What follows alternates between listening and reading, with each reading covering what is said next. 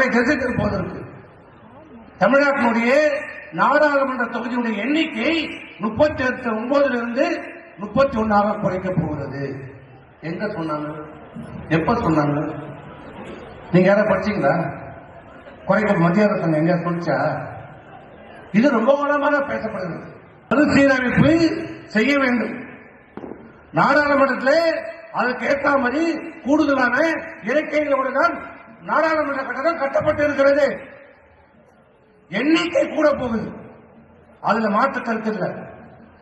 நமக்கு கூடுதலா வருமா குறையுமா? மக்கள் தொகை 2091 வச்சா நமக்கு குறையும்.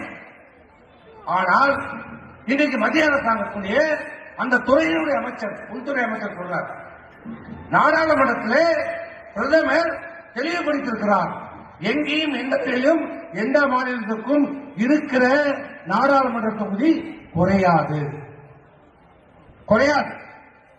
இப்ப இருக்கிற எண்ணிக்கையை வைத்துதான் சொல்லப்படும் சொல்றாங்க. அப்படி